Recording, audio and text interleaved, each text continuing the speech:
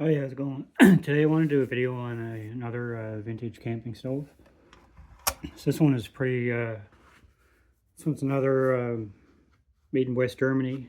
It's called the Turm Sport, and the brand is Turm, and they made a few different models. They made this one, they made two colors of this one. This is the blue and yellow version. They made a white and blue version.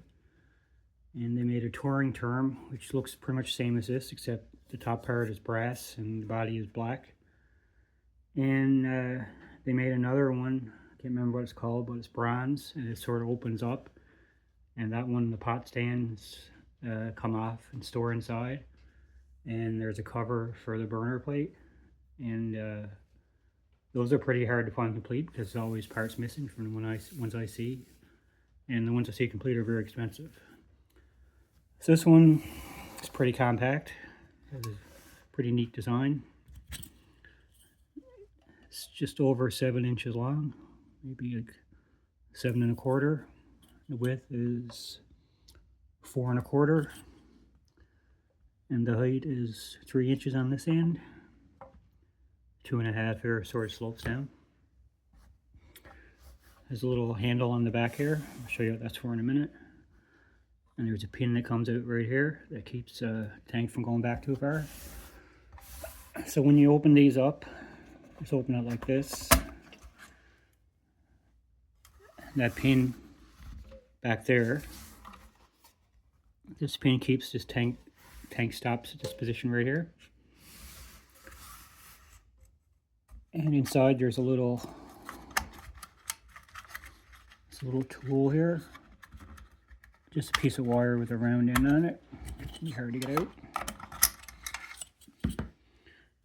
And that's for just tightening that hinge if this comes loose. And when you open it up, here's your alcohol burner plate. Here's your pot stands. 2 come out like this, and 2 fold up like that. So you can use it like that. See if your pot fits in there nicely. For a smaller pot, you can push these together and just rest it on top. And when you're done, you just fold everything in, put it back, close it up. And up here, on top here, this is your, you unscrew that comes out. That's your control knob. It's just a square piece of metal. It fits in right here. Let's say you turn it on or off and adjust the flame. And when you're using it, of course, your fuel tank is now open. Don't let air get in because you need air. So these are pretty cool. They're hard to find. And when I got this one, there's a few issues with it. This brass cap, screw this on so it don't leak. This brass cap right around here was leaking. So I used some JB Weld on that.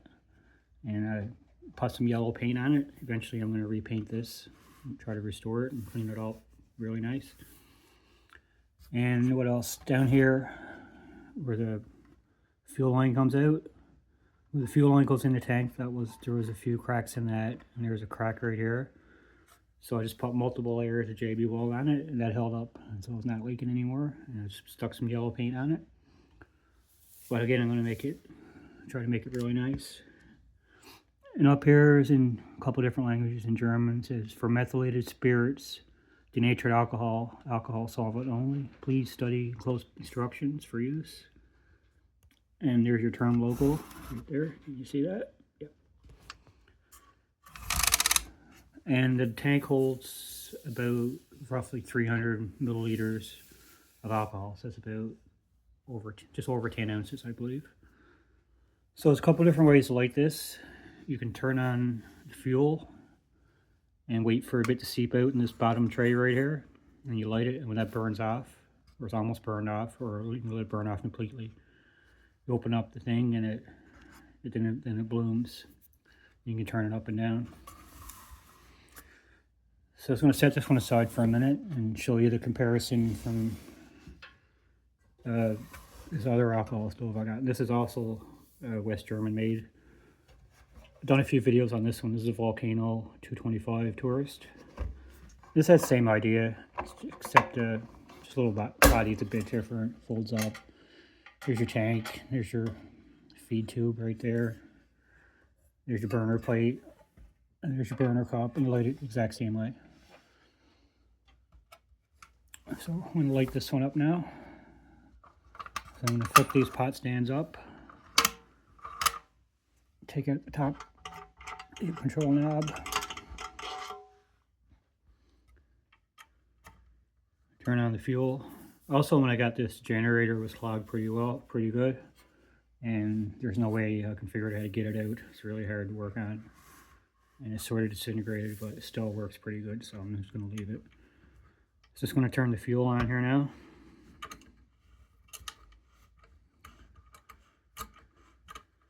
And you probably can't see that at all, but there's fuel dripping out into that bottom pan there. So you don't need a whole lot. You can tilt it to get it moving a bit easier. A bit all over the place. So now it's covering the whole pan. So I got the fuel turned off, and I'm going to light it.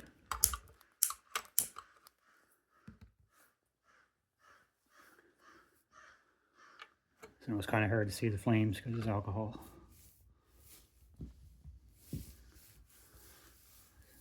So that's burning pretty good there now, and you probably hear it too. And I'm guessing these are probably from the early 60s, my guess. They're pretty old. They're pretty hard to find.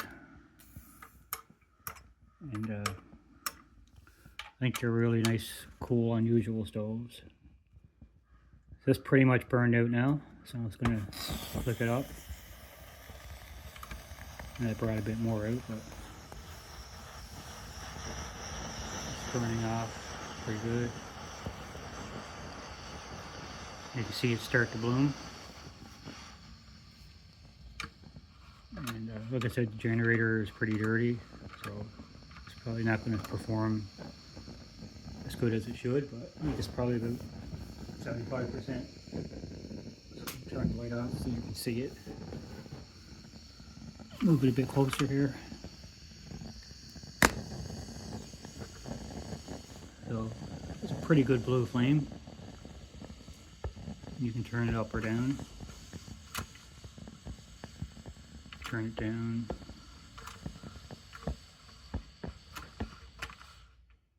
You can turn it down to a pretty good simmer. Turn it back up again. That's pretty much full blast right there. It's not super powerful. This is meant for just the great thing about this one, you can actually cook on it. You can control your temperature, unlike most alcohol stoves. So you put a little frying pan on there and fry bacon on it. You haven't got to worry about burning it to a crisp. And I tested this with 2 cups of cold water. Probably takes about 5 to 6 minutes, which is pretty good. And when you turn it off, you just turn this control knob all the way, like this, all the way clockwise. Now it goes out. And you screw it back in the top. I don't know if I can't see that. Screw it back in the top like that. And wait for it to cool off. And you can move your 2 pot stands out. Put these 2 down, these 2 in. And close it up. I'm not going to close it right now because I don't want to. It's still really hot, so I'm going to leave it for a while. That's that one. Pretty cool. Best thing about it is that you can put your fuel in it, fill it up, and you're good, say, for a whole weekend. It lasts a long time. And let's see if I can find something like that with.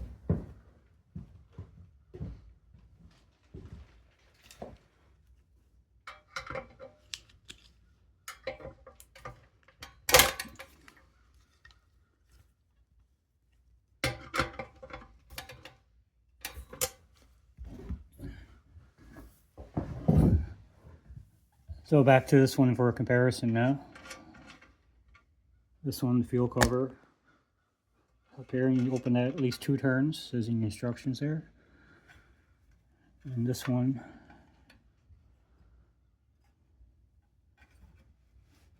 It's a bit top heavy there right now because there's fuel in it.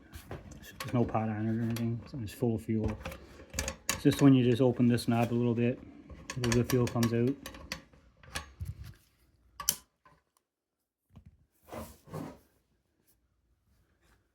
It's burning, it's preheating there, preheating the generator now, just like the other one. Only difference in this one is size, quite a bit bigger, you can tell. And it holds about roughly the same amount of fuel, maybe a little bit more. And the pot stands are fixed on this one, there's nothing that folds in. And you don't need much for preheating. I probably used too much there, but it doesn't really matter. And that one is starting to prime there now. And just about ready to go out. So you turn it on. And here's your flame. Similar to the other one. Just a basic alcohol burner, and that's it. And this one you can control as well. I'm just going to turn it down a bit here. It's getting a pretty good blue flame there now.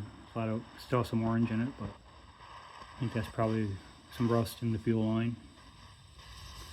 And turn it up a bit. That's how it goes. I'm just going to turn it off. So that's pretty much it. These are really cool stoves. I'm guessing they're from the same period. These kind of things were pretty popular back then because people could make their own alcohol and it was cheap. And they're reliable and they last a long, long time. So sort of like the original backpacking stoves, I guess. I don't know how many people would use these nowadays, but I certainly would for sure. I think they're super cool. Anyway, that's it for the video. Thanks for watching. I'll see you next time.